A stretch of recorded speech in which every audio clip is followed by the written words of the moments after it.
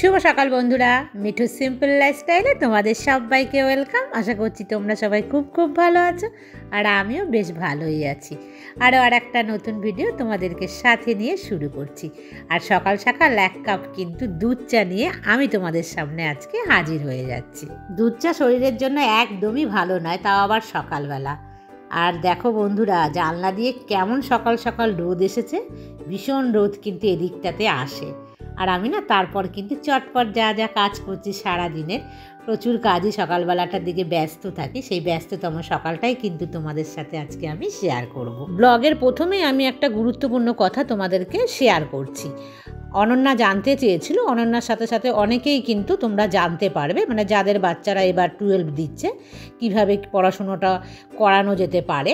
মানে আমি আমার মেয়ে যে ভর্তি করার একটুখানি যে আইডিয়া তোমাদেরকে দিচ্ছি, কিভাবে আমি মেয়েকে ওখানে ভর্তি করলাম বা কিভাবে অন্য জায়গায় তোমরা ভর্তি করতে পারো, সেই আইডিয়াটা দিচ্ছি। প্রথমত দেখো, যার যে বাচ্চা যে জিনিসে ইন্টারেস্ট আছে, সে কি নিয়ে পড়তে চায়, সেই জিনিসটা তাদেরকেই ডিসাইড করতে দেওয়া ভালো। আমরা চেয়েছিলাম আমার মেয়ে অন্য কিছু নিয়ে পড়ুক, কিন্তু আমার মেয়ে সেটা চায়নি, ও এটা নিয়েই পড়তে চেয়েছে। তো যাই হোক, সেটাতেই কিন্তু আমরা লাস্টে মত দিয়েছি। প্রথম দিকে মত না দিলেও পরে ভেবেছিলাম যে না, মেয়ের মতই মত। আর যখন দেখতে পাবে অনন্যা যে ক্লাস 12-এর পর বিশেষ করে ইংলিশ মিডিয়াম স্কুলে যে সমস্ত বাচ্চারা পড়ে, তাদের না স্কুল থেকে নাম্বার পাঠানো হয় বিভিন্ন রকম কলেজে।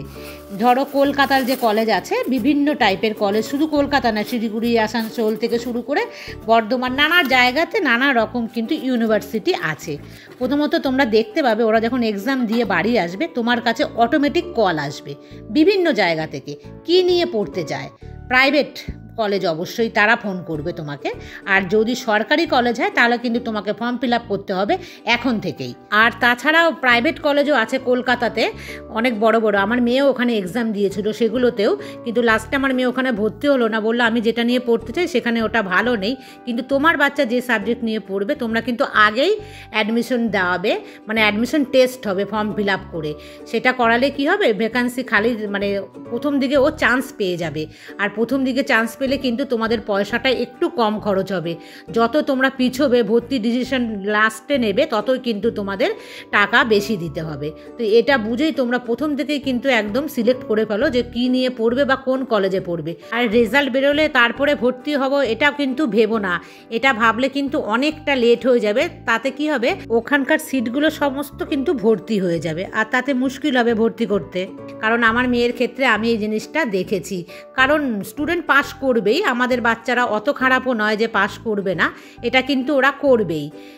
সেই কারণে কিন্তু আগে থেকেই তোমরা ডিসিশন নেবে সাবজেক্ট চুজ করার জন্য। ছেলেকে কিন্তু বা মেয়ে যারই হোক, তাকে আগে থেকেই চুজ করতে বলবে যে কি নিয়ে পড়বে, কি করতে চায়।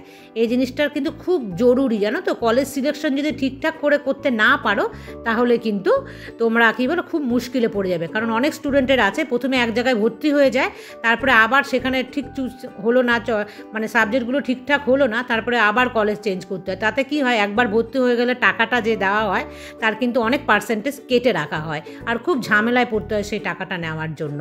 তো এরকম না করে প্রথম থেকে একদম ভেবে চিনতে সাবজেক্ট সিলেকশন করে কি করতে চাই বা কোন কলেজে, এরকম প্রচুর কলেজ থেকে তোমাদেরকে অপশন দেবে। তোমরা যাবে, সেখানে গিয়ে কথা বলবে। ধরো কলকাতাতে আমাদের এখানে প্রচুর আছে এরকম কলেজেরই, তারাই কিন্তু ব্যাঙ্গালোর, দেরাদুন, নানা জায়গাতে যে ভর্তি হয়, সেখানে কিন্তু তোমরা এখানে বসেই কথা বলতে পারবে। তোমাদের কিন্তু যেমন মেয়েকে যেমন আমি নিয়ে গেছি দেরাদুনে ভর্তি করতে, আমাদের কিন্তু দেরাদুন যেতে হয়নি, তাদেরই সংস্থা এখানে আছে। তো এইভাবে কিন্তু তোমরা ভর্তি করতে পারো। আর সরকারি হিসেবে হলে কিন্তু ফর্ম ফিল আপ হয়তো এরা অনেক আগেই হয়ে গেছে বন্ধুরা।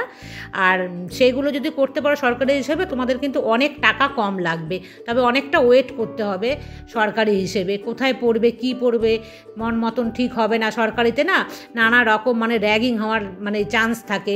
সেই চান্সের জন্যও কিন্তু আমি একদমই ওই দিকটাতে যাইনি, কারণ আমার সন্তানের জীবনের দাম আমার কাছে অনেক মনে হয়েছিল।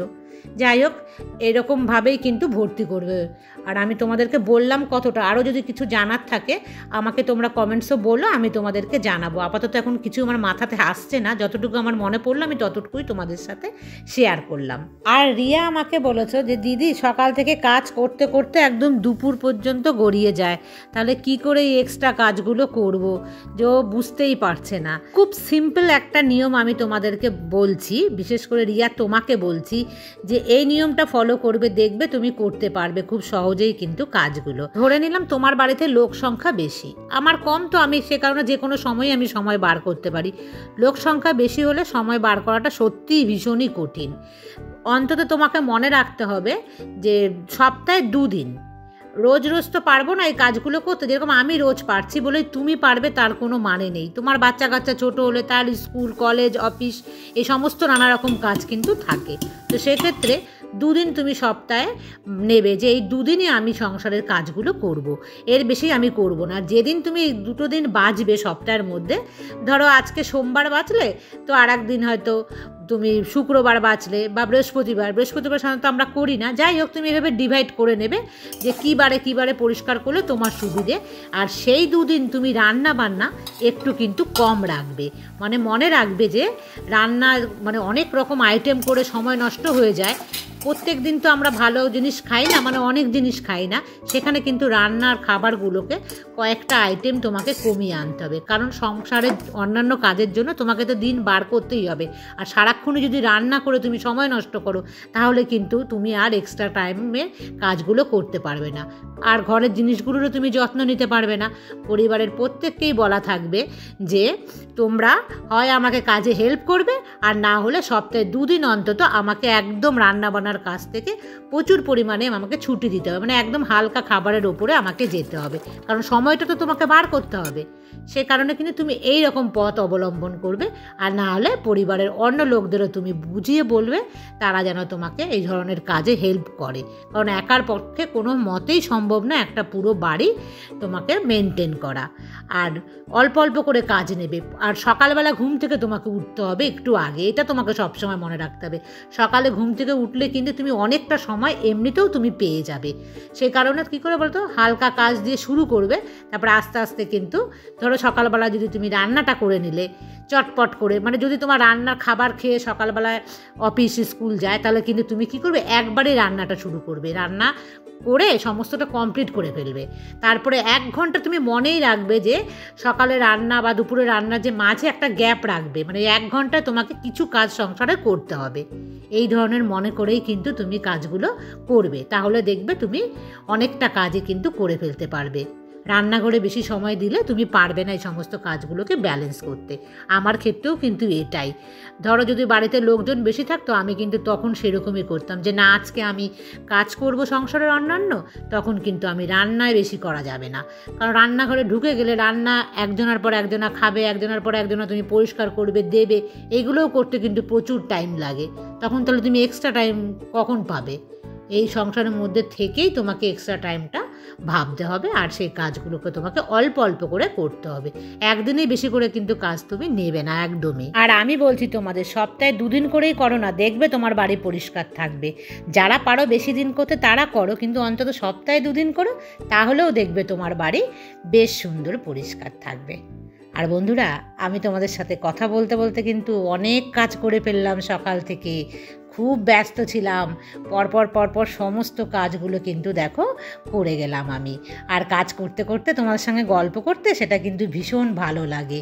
একেবারে সমস্ত কিছু রেখে তারপরে কিন্তু আমি স্নান পুজো করব। আর বন্ধুরা, আজকের মতন তাহলে কিন্তু আমি এই পর্যন্তই রাখছি। আবার তোমাদের সাথে দেখা হবে নেক্সট ব্লগে। ততক্ষণ তোমরা সবাই ভালো থেকো, সুস্থ থেকো আর সাবধানে থেকো। টাটা।